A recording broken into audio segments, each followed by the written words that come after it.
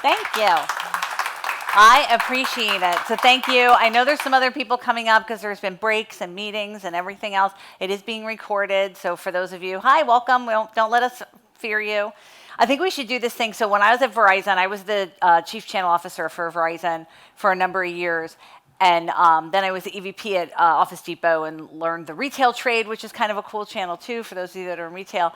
And when I was at Verizon, our CEO had this thing, Lowell McAdam, one of the best CEOs I think of a publicly traded company ever. And his thing was if you were late for the meeting, you had to sing "I'm a Little Teapot." So you were never late, right? Because and with the actions, like, and so after the first time you had to sing "I'm a Little Teapot," you were never late again. You were kind of running through the halls going, "Please don't miss it. Please don't miss it." Come on in. Don't be afraid of us. We're very nice. I haven't spit on anybody like in a long time, so you can also sit in the front. I think there's a group of people coming up now because I got a text a couple minutes ago. Oh, yay, there's my homies. Okay. Now it's a party. It's a party now. Okay. Hey, guys, thanks for joining us. I was just telling the story that when I was at Verizon, if you were late to a meeting, they made you sing "I'm a Little Teapot." So Jay McBain, willing to, I'm kidding. Short and stout. So I said, anybody who's late, we're going to go, hey, new rules. New rules. Thank you. You guys are fabulous. We decided to start. I know it was very hard to find. And thank you for getting a picture because my social media team will love you forever. Okay. So Janet Schijns, the name's spelled the way the name's spelled. So just, we'll just deal with that. My clicker's not working, so I'm going to just be up here talking. Belgian people that can pronounce it, by the way. Yeah. So this is not working, weirdly. Maybe I'm not doing it right, although I'm usually pretty good at it. I'm a good clicker, yeah. See? Okay, I'll talk. You do that. Okay, so what am I going to talk about today? JSG is a channel consultancy firm, and we work primarily from a strategic level with companies like you to grow their channel, to activate, thank you so much, to activate their channel, to make sure that their channel does the things that we want to do, and that we really kind of focus on a few things. So we are the leading channel consultancy firm. We have amazing experts, all who have carried the bag, have worked in the industry, have been the channel chief, have been the program lead, have been the PRM lead. So they're people that really know how to kind of strap that bag on. They know what you're going through, particularly in your ops reviews. We have this massive team. And we also drive a lot of partner growth, a little over $4 billion in funnel in 23. Thank you so much, everybody, for joining us. And we're not really highbrow theory people. We're more activation experts. We're more about how do we work with partners, vendors, distributors to win. And last year, we measured the growth of our clients that we worked with in the vendor community to see what their growth was, and they were all in the top 10% of growth in their segments. And I don't think that was a coincidence. I think it's because they worked with us. They also had good stuff. Thank you. I appreciate that. That was very nice. So I want to start today by saying, look, we are at the point of no return in the partner community. The partner community as we know it has completely changed. Now we can say, we don't know that it changed, right? No, my partner community didn't change. We're good. I've had the same top partner for 20 years. That is a very dangerous proposition for us as an industry because the industry is changing. Jay was talking this morning as part of the South Florida Mafia channel, by the way. There's a whole bunch of us. Yeah, woo-hoo-hoo. We're down here and we're freezing because it's too cold for this time of year. Jay and I are like, did you bring the parka? How about the snow boots? Because we're going to need them. But this partner community has changed. And it's not just that it's now millennial and Gen Z.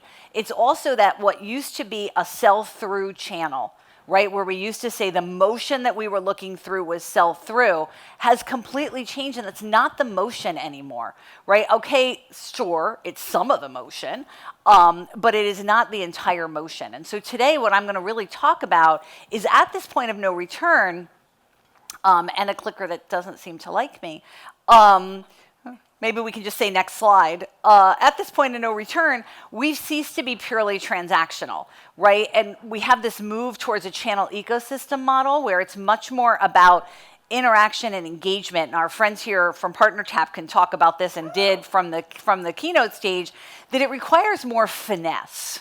Right, it requires an ability, and we've been working with the Channel Marketing Association represented by these two lovely women, Amy and Catherine, up here, and the job even of the marketers, right, of the program people, it has changed because of this finesse that is required from the business. Next slide.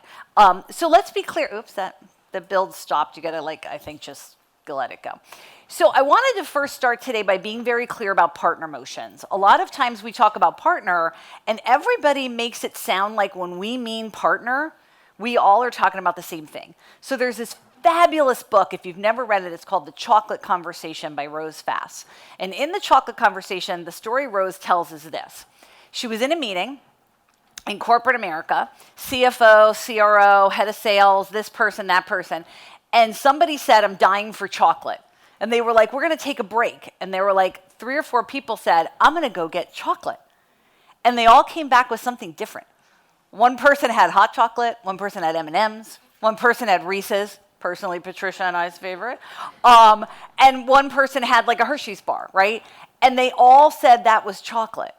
But it wasn't the same thing, right? So even in a simple word like chocolate, people have a different definition. And so one of the keys I always find when we're working with a client is to start with, when you say partner, which motion do you mean, right? Which motion? And a lot of times this conversation goes with the wait, what? I didn't even know that was a motion, particularly if you're talking in the C-suite. The C-suite might be, I'm not disrespecting, okay? But the C-suite may be a little older, a little stale, a little pale, a little in love with the play they did for the last 40 years, right? I'm being kind. Some of them have been doing that play for longer. And not clear on these other motions. And so when we start talking about it, we always start here. How is it sold? Is it sold through a partner? So the partner sells the vendor solution with other stuff that they sell?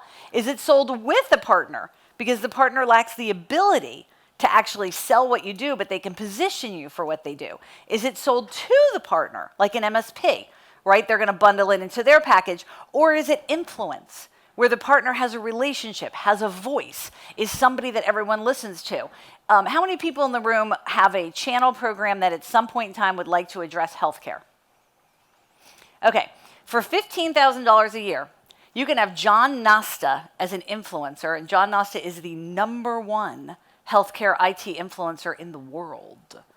John Nasta, $15,000. And he will do a monthly post, a monthly blog, a monthly this, a monthly that about you and your solution. Is he going to be more successful or less successful than other things you have in your channel program? I'm going to argue more successful, right? Because from an influencer, he has a voice in the ecosystem. I can leverage him. People are going to say, oh, I love Rajiv. He's got great stuff. You know why? Because John Nasta said so. And so we're seeing more of these new channel motions. And by the way, this is where the co-selling tools that our buddies at Partner Tap are doing are coming in handy, because when John Nasta now brings in 100 leads from his campaign, the direct sellers have to be able to pick those up and kind of run with them. Still a channel motion. Jay talks about it all the time, these points in the journey, 28 points. Jay, or am I losing my mind? Points of value, 28 points. So, and then the second thing we always talk about is billing. How is the customer getting billed? Because that's the other key denominator here in the partnership equation. Am I the vendor billing? Is the partner billing? Is a third party billing? Who's billing? This is stunning to me how many companies don't have this conversation, by the way, but it is one of the partnership conversations you have to have. And then at the bottom, I just put examples for you of who's doing well. What I would tell you is that we look at things like the with motion, the co-selling motion. That's the fastest growth on this chart, followed by influence. So the with motion, we're seeing a lot of unnatural partnerships that would surprise you, that you should plumb into your, I feel like I can't see you people over there. Hi, okay, sorry. I definitely would have been a kid that had medicine, okay? I'm just saying. I'm too old to have had it, but I definitely would have been one. So, you know, one of the things we're seeing is, for example, digital agencies, the people that do websites, the people that do e-commerce, the people that do web optimization for companies, they're killing it in the with space, because now the company's no longer brick and mortar. The company is now, hi, the company is now, I'm just excited when I see people I know, so I'm like, hi. What's happening, if you think about it, like kind of pull yourself back from it, who do you trust the most with technology in your business if 80% of your sales are happening online? The guy who does your online stuff would be the answer, right? And so we're seeing companies really effectively leverage that in a co-sell motion where that person is either an influencer or a co-seller. So that's why I wanted to start with that on our thing. So this is probably my favorite quote in the world, and I'm going to ask for a show of hands here. How many people have had someone tell you at some point in time in your career how lucky you were to have a great job? Was it luck? Because to me, it looked a lot like hard work, okay? It looked to me a lot like I missed a lot of soccer games. To be fair, my kids sucked at it, so it was fine. Not so much with the athleticism in the family. And so the thing was that, opportunity is missed by a lot of people on the channel because it looks a lot like hard work. And so what I find when I work with all of you, and thank you all for being here in the room, is you guys are the hardest working people and the most misunderstood people in the entire world. Because I can't explain right? Yeah, give yourself a round of applause. You're the most misunderstood people in the world. Because there's some, I can go, even though we're being recorded, I don't care. There's some idiot somewhere in your bean counter organization of finance that has decided the channel is a cost as opposed to a value because their advanced reasoning skills are not there. So they somehow think magically everybody's going to like your company if you don't sell through the channel, and I can have sick J on them 195 times to tell them that, but like seriously, dude, all the business is coming through the channel. And they still the next week will say, why are you spending so much money on the channel? What is wrong with you? Right, it's all you're doing is partying and meeting up with each other. Have you heard of relationship management? Did you have a date to your prom? No. The answer is no, okay? So we're getting real here today. So I want to start today to kind of break this myth down and say, let's play a little game. Who wants to play? Okay, before I started this, and if you can guess it in one go, I'll give you an Amazon gift card. Heck, I'll give you a bigger Amazon gift card than that. Who cares? Okay, before I started, picked a number and a grid on there. Who wants to guess what I picked? No. We can play this game. We can play. Thank you. She got it. No, she got it. It's part of the point. Part of the point is, whenever you're asked to guess a number, you're going to get it wrong. Because things happen like there's no 7. And you logically looked at that chart and thought 7. And somebody called out E7, but there's no 7. And so what's happening to most of us as channel professionals with our finance team is they have numbers that aren't the right numbers. I don't even know where they get these numbers. I meet with CFOs on a weekly basis and have to batter down this myth of their simplistic look at the cost of the channel, where they left the 7 off. And I'm like, not for anything, but where's the 7? There's a 7? Not how we count here. 5, 6, 8. 5, 6, 8. The channel's 7. The channel's always the missing thing on the grid. And we can't guess, right? We can't guess at numbers. That's why I loved last night the conversation that my buddy had about ROI, right? In the channel, we can't keep guessing. And so today, what I want to do is share with you a little bit about why that was so hard and then what we can do about it. Because just like getting to growth in the channel, you can't really guess at an outcome, right? It doesn't really work that way. You have to design the outcome first. So we typically tend to have to defend our cost of channel, defend our PRM investment, defend our channel marketing fund, defend. See, we're having counseling. We'll have a counsel later, okay? Counseling later. I can't prescribe, but I can give you some tools. And then we have to develop a plan to achieve it. And a lot of times what actually happened was we developed a plan, and now we're trying to back outcomes into it, right? We're trying to back in the outcome that some dude or girl in finance wanted you to come up with, and it's unnatural. And so we're really flipping the game when we talk to C-suite executives. And by the way, anybody in here that's having a CFO argument about cost of the channel, for free, Put me on the phone with them. Put me on the phone with the CFO. I love this. I love that argument. Like, let's do it. Let's do it. I have run a $80 billion channel. Your math will not scare me. I don't care what size company you are. Your math will not scare me. And so I regularly find flaws in how they're looking at the channel. So I really mean that as an in-partner customer, please, put us on the line. So I'm going to do a couple reality checks here, and then I'm going to share with you the 7 secrets we learned about the channel in the last 2 years, helping everybody grow. So my first reality check, and this has a build, so it needs another thank you so much. So my first reality check is we talked to the partners in our base, and we asked them, are you expecting to see growth, flat, or declining sales? Now, this is a different stat than you saw from Jay. There's overall optimism in the channel. However, when you ask the next question, which is, are you expecting to see growth, flat, or declining sales with vendors who are outside your top 3 vendors? So for example, if you're WWT, Cisco's one of their top 3 vendors, they're expecting growth with Cisco, right? But how about the rest of the vendors? The ones that are outside your top 3. Are you or are you not expecting growth with them? Only 12% of them were expecting growth.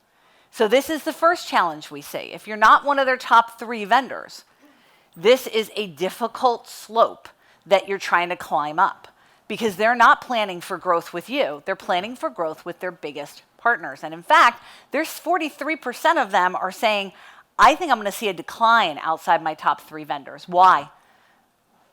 Anybody want to guess why? Bad partner strategy. They can't focus. And they too, just like the vendors, had to lay some people off. And where did they lay off?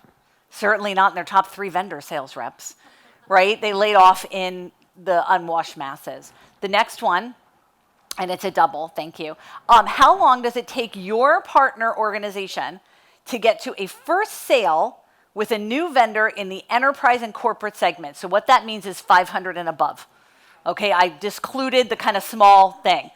2% said 90 days or less. Now, what does your board and C-suite think when you sign a new partner? Don't they think like magically, 30 days, exactly, 30 days, you're going to get sales. You just signed TD Cynics. My friends are here in the room, right? These 4 guys, somehow your C-suite thinks in 30 days they're going to magically like sales.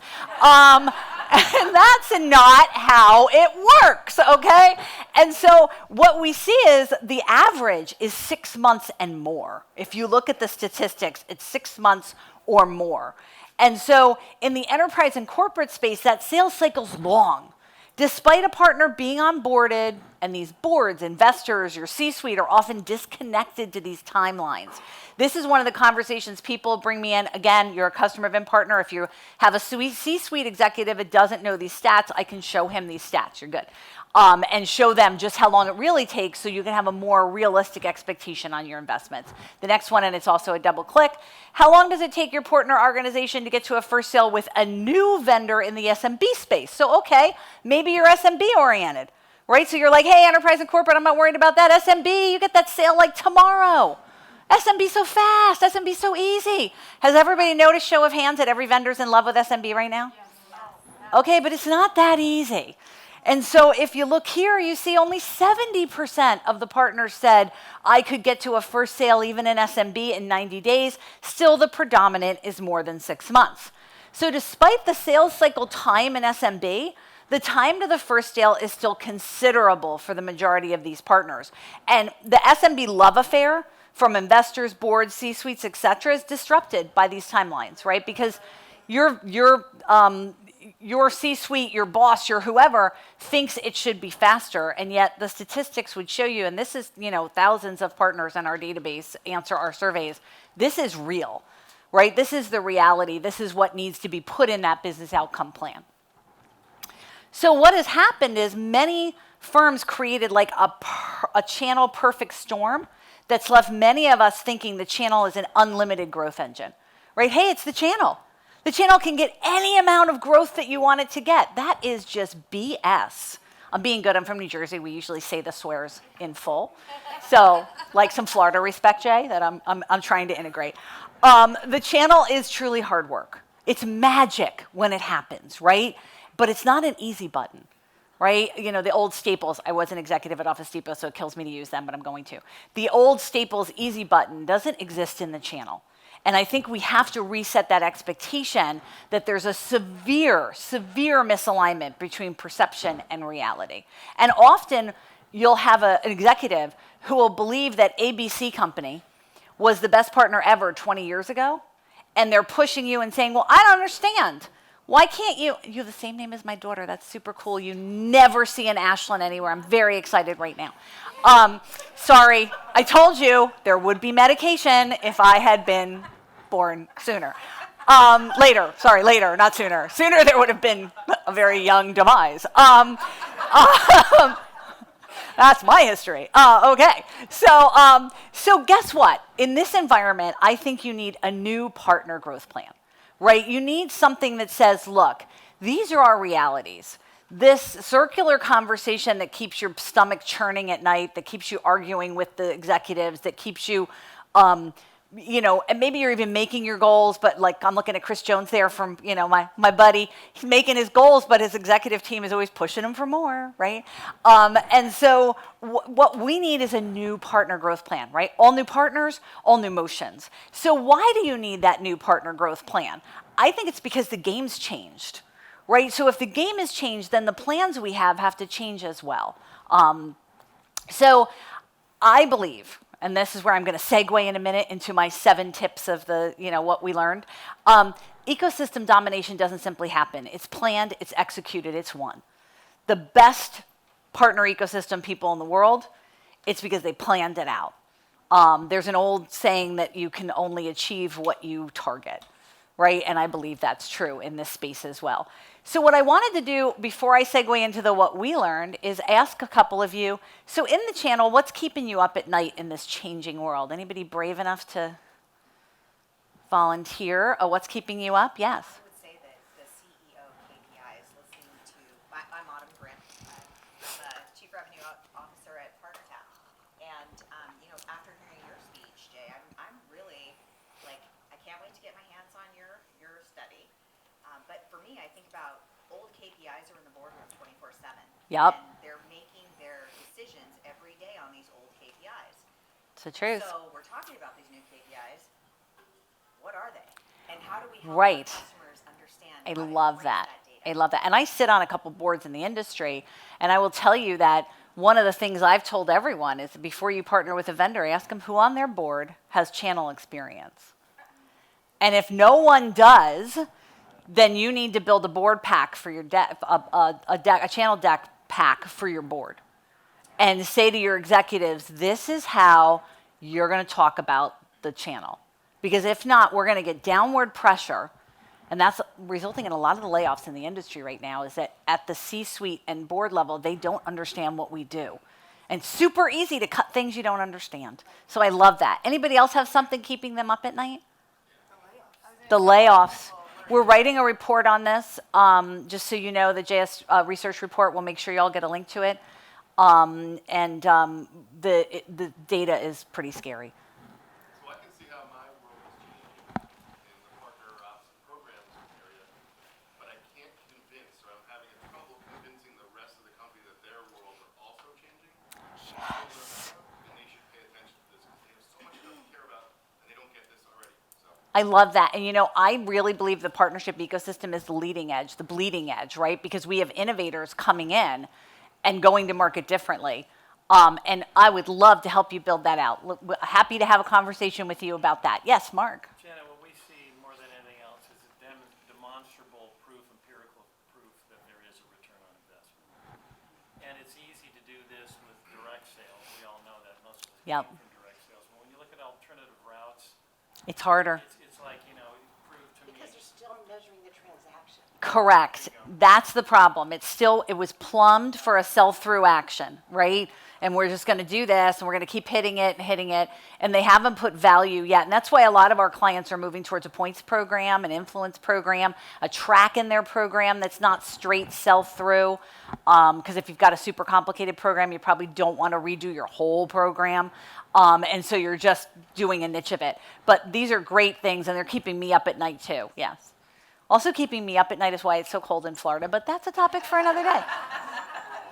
I kind of like came here to escape the cold, not working. Went outside this morning, kind of cold.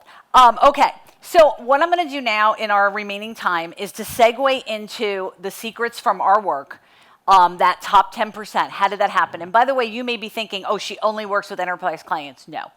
We have a huge battalion of amazingly talented consultants like Patricia Rush, who just joined us from Rush to Channel. Yay, we're so excited to have purchased her firm and brought it into JS. And what we see is this happens big or small, right? Whether you're new, you're pre-IPO, whether you're a big company, this is happening too. So secret number one. Secret number one is understanding your partner's business plan. So it's having an actual look at what their business plan is. So as your channel managers, your partner account managers are out there using the in-partner tool, since you're at an in-partner meeting, right? Using the in-partner tool to say, do we actually have their business plan? Do we actually know what the partner's doing, how they're stimulating demand, how they're going to market, who they're going to market with? Who are their 3 top vendors? Give me the 3 top vendors and I'll figure out a way where you can have an alliance with that vendor and get your stuff into the market, right? But if I don't see their business plan, if I don't know what they're investing in, it's almost impossible to then build the beautiful thing called the QBR deck, right? Because if you haven't seen their plan and you automate the wrong QBR deck, then the QBR deck is completely useless. So that was secret number one was, hey, you got to have a planning conversation. You're really good at following me. I'm very excited. You're going to be traveling with me. It's going to be phenomenal. I'm not as high maintenance as I appear up here right now. Okay. Well, you'll have to ask the team. Yeah, exactly. And Ugg boots maybe because my feet are cold. Yeah. And hand warmers and stuff like that. Yes, that's fine. But it's all about, to me, that planning with the partner, right? So getting the partner at the table and saying, what plays are we going to run? What things are we going to do? How are we going to do them? Now, in the past, we've done this through our MDF programs. How many people have an MDF program? Isn't it great when people attack the ROI on your MDF program? Does that make you feel like all warm inside and happy? Yeah, that's stress. So the feeling of stress.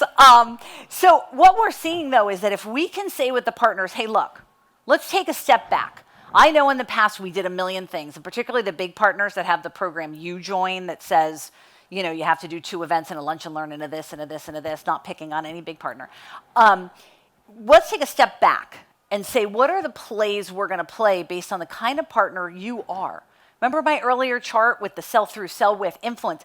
The plays are different based on the motion, to Patricia and Mark's point, based on the motion the partner's doing, right? The plays are different. And so what we've done a lot of times is we've said, let's come in, we'll work with you. We have a process we call market action planning, and we're going to plan the plays for each route for the next 2 quarters. Just 2 quarters, the world changes fast. Annual plans are adorable, but they never work. I've never seen at the beginning of the year, at the end of the year, that we did everything on the annual plan. That's just like, that's adorable. And great for business school. And I enjoyed those courses very much. But then I got to the real world. And in the real world, 2 quarters will do, right? And so if I can say, these are my 2 or 3 plays for each one. There'll be sales plays for your folks that are sell-through channels, but there's going to be other plays based on the other kind of channel that they are. I mentioned John Nosta. I'm going to go back to that.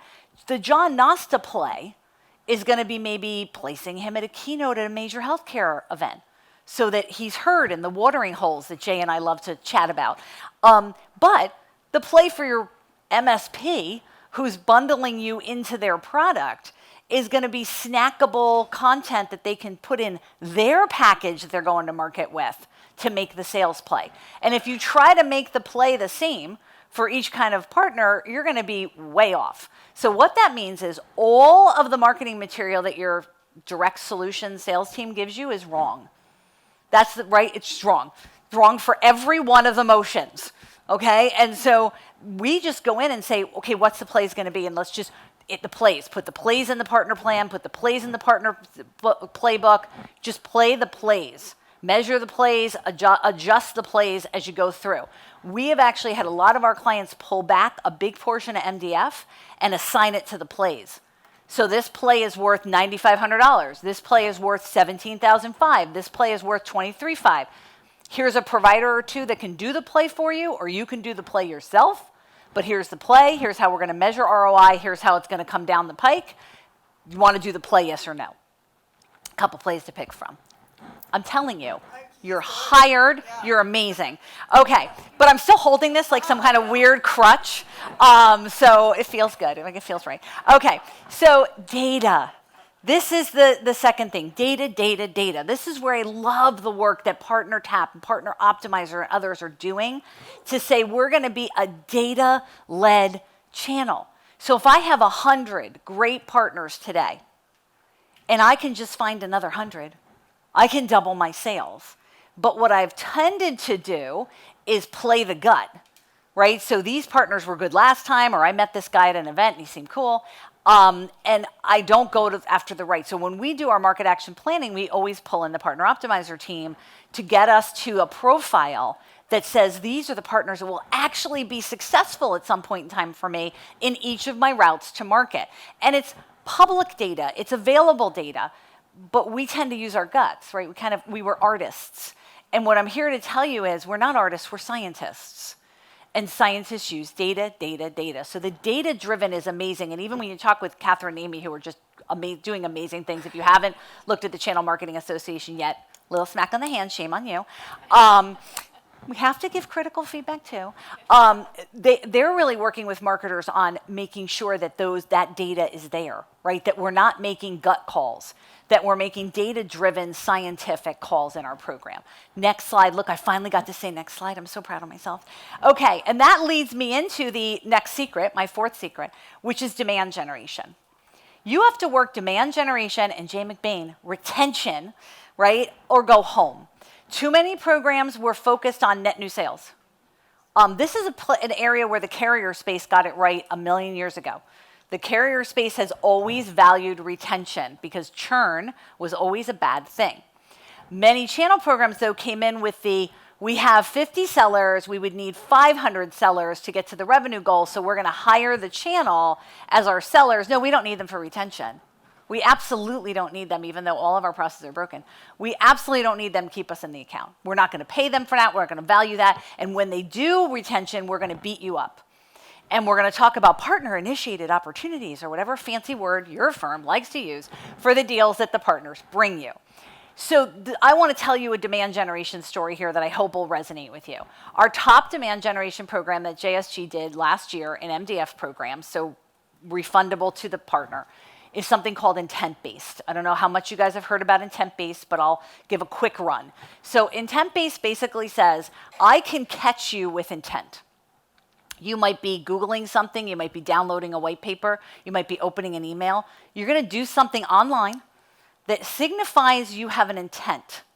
And all we did for those vendors was we went partner by partner and said, would you be willing to do this campaign with the vendor's MDF on intent-based for your existing customers? Because remember, they're only planning to grow for the top 3 vendors. Everybody else they weren't planning to grow for. So we said, let's put the intent together. We'll identify your ideal customers, put up to 2,000-3,000 of your existing customers in the program. Nobody sees your data. Co-selling data with Partner Tap. You can pick what you want to share in the enterprise and corporate space, and SMB will let you just flow through, right? And let's see how many people have intent to buy the solution. Well, guess what? All of a sudden, we're turning highly qualified sales leads over left and right to people. It became the predominant demand generation program we did in the channel last year. We are approaching $5 billion in funnel because things are just floating in from last year on reports, and about 1.7 of that is closed. So this intent, this person, I said, everything's changing. Jay talked about the buyer changing today. The buyer is looking online first. Your partners, I'm going to do a Jersey again, suck at marketing. Okay, it's just this is the reality. I have met very few partners that are exquisitely good at marketing. There's some. I would argue CDW is phenomenal, right? They really know how to market. Some of the bigger companies really know how to market. But most of them, the ones that would sell your solution, the ones that would put you in front of some other vendor, they're not good at marketing. But with intent, when the person signifies intent, we warm the lead. And then once the person says, yes, I really would like to talk to a sales rep, and by the way, that is the only lead a channel partner believes is a lead. If you're sending them clicks from your website or whatever, they're like, that is not a lead. Now, to be fair, they would prefer that the leads we give them came with a PO, signing authority, and a check. I haven't figured out the magic on that yet. But if we can get them to the point where they want to talk to a salesperson about a solution, that is a pretty good outcome. And we have done this across multiple partners, and we are seeing massive return on investment. Now, how many of those partners had the capacity to do intent-based themselves? 0. Right? We did the year before, we did training programs, we did this, we did that, and the partners were still like, yeah, that seems difficult. Like, that seems a little challenging. Do we have to do that? Can you not do that? And so that's how people are using their MDF. So this concept of demand and using MDF to grow, not just show up, has become amazing. And so one of the other programs we did, and then I'll go on to another point, but one of the other programs we did was, raise a hand, who knows what an NIL athlete is? I had to learn this last year. It's a student athlete that's allowed now to take money. And unlike the winning Super Bowl quarterback who would cost you, I don't even want to know how much my former Verizon firm pays for that, but I know it's a lot. These athletes are very affordable, and they're very popular in their local area. And if there's one thing we know about people that buy technology, they actually like watching sports. I'm not saying doing sports, okay? Because along with most IT people not have having a prom date, so good news, they could be friends with your CFO. Side benefit, sorry. The IT person, right? Just saying in a little social mingling thing, they'd be in a good place. They like to watch sports, not do sports, right? So they're admirers of athletes. And so what we did was we stood up an NIL thing where we did a YouTube video. YouTube is now locally searchable. So YouTube used to be nationally searchable. Last year they invested in the algorithm. It's now locally searched. You get the most credit for localization. We picked a Detroit partner to try this out with, did it in the Michigan, the greater Michigan, Detroit area. Got 2 quarterbacks, 1 basketball, 1, I think it was baseball. I'm a hockey fan, so I'm like, I don't know. The rest of these sports seem overly simple. Seriously, but you're skating on little tiny blades and people are hitting you, and like these other things, you can run away. Much harder. So we did these athletes, and between all of these athletes, somewhere from 2,500 to 10,000, depending on if it was a really big school quarterback, got the YouTube video and them to appear at a dinner. Those dinners booked out 5 minutes after they went live. Hey, Mr. C-suite executive, Mr. CIO, would you like to come to the dinner and see the athlete? Get an autograph, get a picture. We're giving out swag, right, with the team logos on it. Sold out in minutes. Minutes, every one of them. YouTube videos, highest watched content the partners had. Total campaigns for many of these partners to deliver 10, 15, 20 million in business, 50,000, 60,000 bucks max. We did some for 5,000, some for 4,000, right? These are the things where you can do flexible demand generation activities that will stun your partners. Like imagine when you go to your partner and say, hey, this year for your MDF, we arranged the quarterback from your local football college team and a dinner for 20 customers. Would you like to bring 20 customers to the dinner and hear about my solution? Yeah, right? So these kinds of activities in the channel are really doing well. We also are seeing PRM and automation to rip out cost and complexity. So you guys are in the right place, right? You're at an in-partner event. We saw a lot of investment last year in PRM. I'm going to share something here in the room. It's going on video. I'm apologizing right now to my buddy Mark Benoff. The Salesforce community's implementations are failing. They're not automating. They're not customizing. And people are having problems with them. So we're seeing now people shifting to PRM, like in partner, that can absorb the different motions. Because the Salesforce platform was built, quite frankly, on a direct motion. On when the channel was sell, right? And it worked okay for sell. But now the channel isn't just sell, right? They're building solutions. They're bringing solutions together. So we're seeing PRM and automation being a big thing. We're also seeing, and I talked about it already, but the 7th, and I think perhaps most important thing, was around momentum. So it was around not starting the year off big with your partner sales kickoff or your partner sales meeting or whatever, and then slowly kind of, I'm beaten down. I had another ops review. Don't we love ops reviews? Chris and I have these conversations. We love ops reviews. How many people have an ops review? Worst day of the year, right? It's like, oh yeah, this is fun. Let me try to explain channel to somebody who doesn't understand channel. And so having these quarterly plays, these fresh plays, this momentum happening was a key to the top growth programs. They every quarter had a new play for every route to market. It was exciting plays.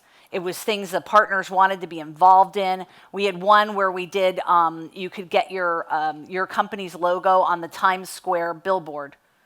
And it was a pretty simple program. It was just apply and we'll put you on the Times Square and we're going to send you a picture of your logo on Times Square with a marketing kit saying we're going places, da da da. That whole campaign for the entire thing for the company cost $78,000 across 100 partner logos over an hour on Times Square Boulevard with a picture to every single one of them, photographer in front of it, right? Picture, picture, picture, picture, picture. But think about what that did for the partners. How important did they feel that their name was in the Times Square, right? Like they shared that with family, with friends, with the emotional connection of that quarterly play was huge. And so that is really where we're really looking at the market. And what it comes down to is it is an emotional connection to help your partners figure out how they're going to make their number. And that's the key, and that's definitely where I want to wrap this up, is around the key. Your job, our jobs, my job is to help partners make their profitable revenue goals. If they choose to do that through building a solution with me, through selling a solution, servicing, influencing, that is not my job. That's their business model job. That's my job. And so to illustrate this, I'm going to do a little closing exercise to show you how we as experts help our partners make the number. Everybody ready? Harder for me than you? I'm standing. Okay. Right leg in the air. Good. Clockwise. Make your foot go clockwise. Good. Right hand in the air. Please make the number 6. Did your leg go the other way? Freaks! No, I'm kidding. So your leg, everybody's leg go the other way when you make the 6, right? Okay, that's called the law of opposing forces. You cannot make the same side of your body do 2 different motions. You also cannot lick your elbow. 73% of you will try before the end of the day to lick your elbow. But trust me, you can't. Okay, can't lick your elbow, can't do this. But let's talk about how we at JSG help people make their number. Leg back up. Good, clockwise. Make the 6 from the belly. Make the 6 from the belly, and you made the same motion. And now you can make your freaking number. That's what we do. Make the number. On behalf of the entire JSG team, thank you for being at what is one of our very best partners events. Thank you for being an in-partner customer. I hope we get you to be a JSG customer, but at the minimum, I hope we get you to be a fan of the work we're doing to save the channel. That is our mission statement, save the channel and everything we do. I'm Janet Schijns. Thank you for your time.